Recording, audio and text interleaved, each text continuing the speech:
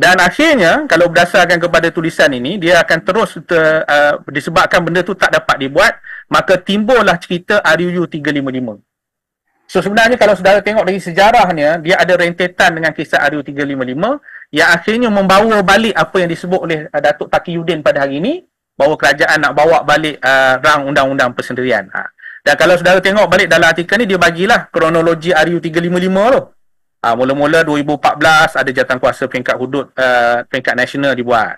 2015 berlakunya RUU 355, termasuklah dia punya drama-drama sehinggalah tak boleh dibentang.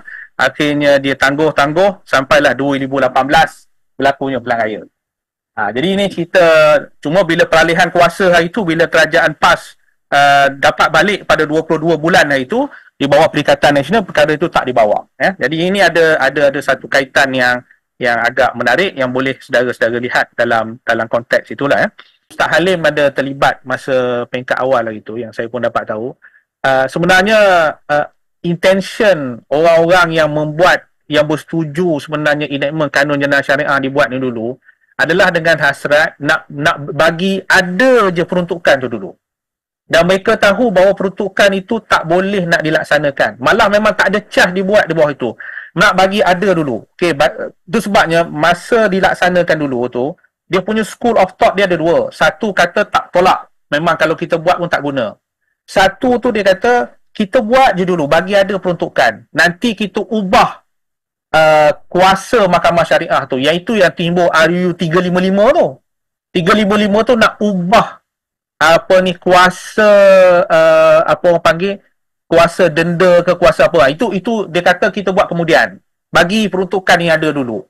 Nanti esok katalah 10 tahun 20 tahun lagi katalah berubah di mana kuasa Mahkamah Syariah lebih besar apa, kita boleh guna benda ni. Begitu. Itu intention legislatif pada ketika itu, selain daripada yang saya sebut tadi dengan hasrat politik tadi lah. Jadi sebab saya nak kata orang-orang yang terlibat dalam 16 orang besar-besar yang terlibat tu bukanlah semata mereka tidak faham benda ni, tetapi mereka bersetuju supaya setidak-tidaknya peruntukan itu ada. Tapi dalam pemikiran ketika itu memang dia tahu bahawa ia tak boleh dikuatkuasakan. Cumanya ada seorang nama Nick Elin dengan anak-anak ni tadi challenge benda tu. Supaya dia kata unconstitution. Itu sebabnya saudara tengok dalam hukuman dalam keputusan Mahkamah Federal tadi wujudnya satu yang disebut dissenting judgment. Dissenting judgment ni oleh hakim Mahkamah Borneo tadi tu, dia kata bahawa dissenting judgment tu dia ambil lain sedikit pendekatan dia. Dia berkata bahawa ni Elin dengan ni tadi tak patut bawa pun. Dia kata busybody. Bawa benda ni kepada tak perlu bawa pun sebab dia tak effect diri dia. Lainlah tiba-tiba orang ni Elin ni ataupun orang tu kena charge, kemudian dia argue benda tu, dia kata yes, tapi benda tu tak ada effect pun pada dia. Jadi sepatutnya mahkamah tolak daripada awal lagi lah. Jadi gitulah dia punya pandangan dia. Ya. Persoalan local standard ni Elin dah maksud dia sebut tu tak? Dia sebut je dari segi local standard. Dia bukanlah maksudnya dia argue peruntukan tu, tetapi dia bercerita sebab memang saudara sekalian nak tahu dalam section kita dalam mahkamah ni memang ada macam-macam section yang ada setengah section tu pun tak pernah ada kes pun.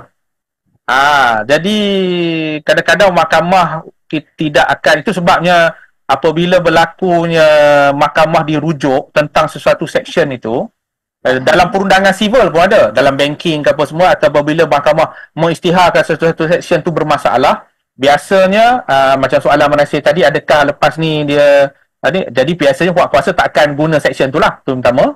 Yang kedua, dia akan menasihatkan kepada state legislatif ataupun di peringkat yang buat undang-undang untuk meminda peruntukan undang-undang yang berkenaan. So dia akan pindah lah.